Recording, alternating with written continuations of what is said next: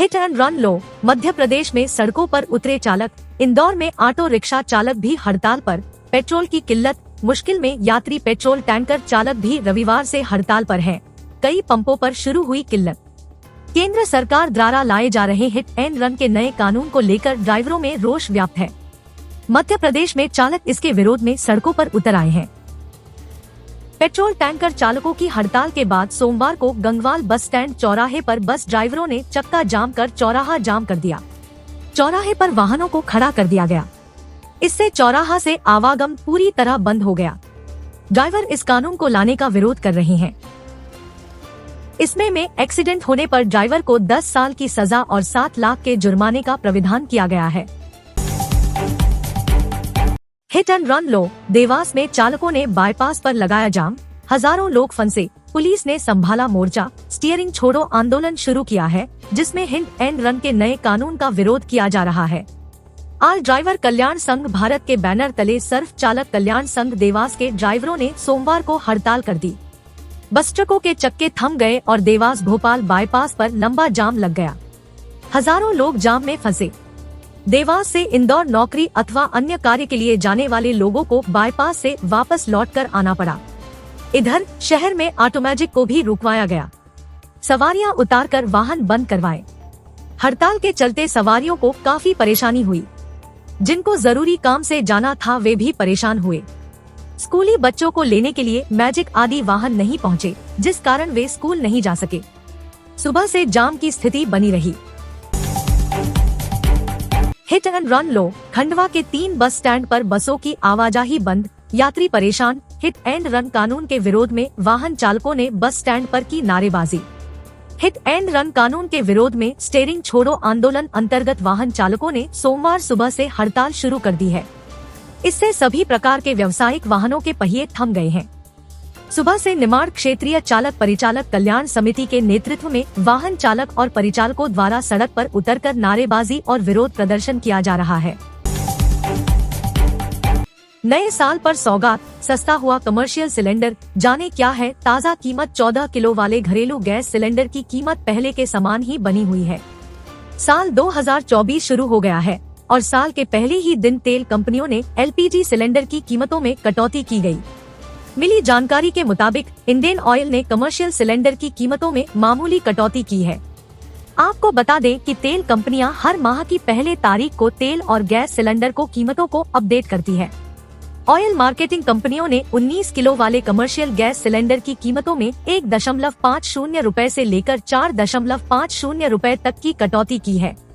इससे पहले 22 दिसंबर को भी तेल कंपनियों ने कमर्शियल गैस सिलेंडर की कीमतों में कटौती की थी।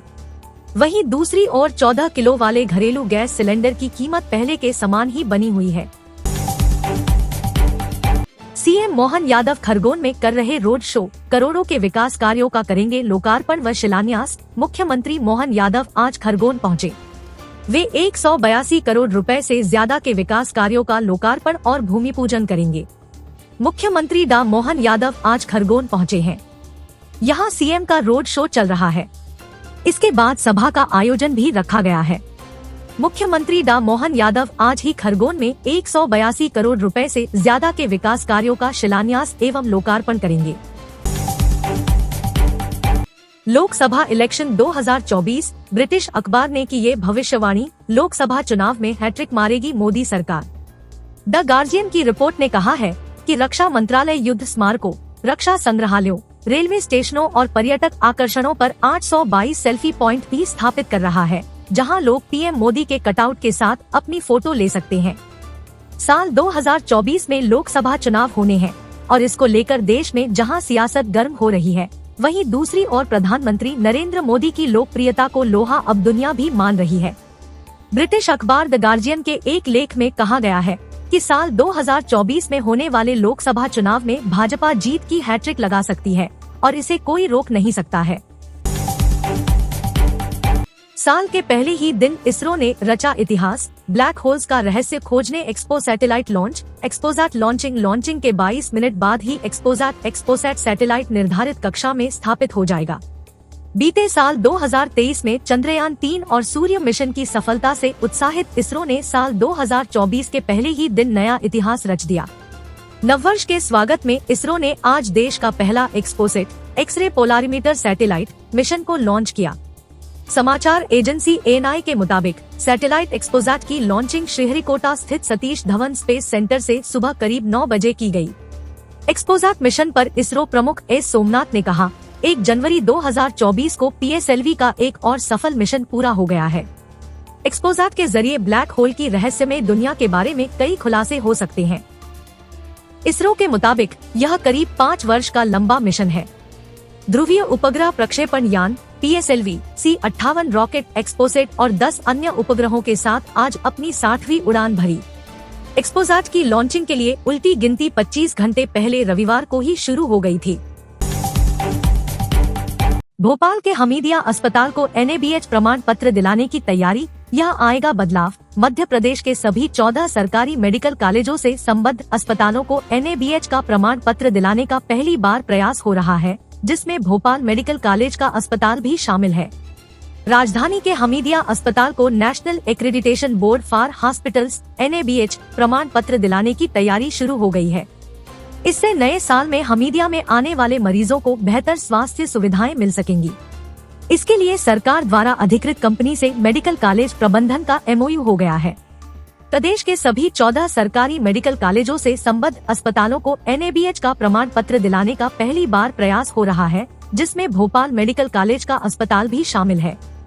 यह प्रमाण पत्र हासिल करने के लिए अस्पतालों को स्वास्थ्य सेवाओं की गुणवत्ता में सुधार करना होगा।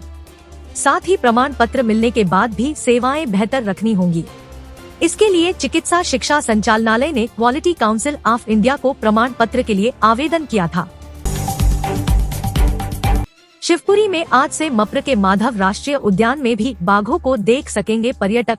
अन्य टाइगर रिजर्व से अलग अभी निजी वाहनों को भी प्रवेश की अनुमति होगी, क्योंकि पार्क प्रबंधन के पास जिप्सी की व्यवस्था नहीं है। नया वर्ष पर्यटन के लिए नई उम्मीदें लेकर आ रहा है। 1 जनवरी से माधव राष्ट्रीय उद्यान में भी 27 वर्ष बाद टाइगर टूरिज्म शुरू किया जा रहा है। यहाँ पर पुनर्स्थापित किए गए 3 बाघों को अब पर्यटक देख सकेंगे। पर्यटक माधव राष्ट्रीय उद्यान में बाघ देखने के बाद पोहरी होते हुए शिवपुरी में ही स्थित अहेरा गेट से कूनो जा सकेंगे और वहाँ पर सफारी का लुत्फ उठा सकेंगे।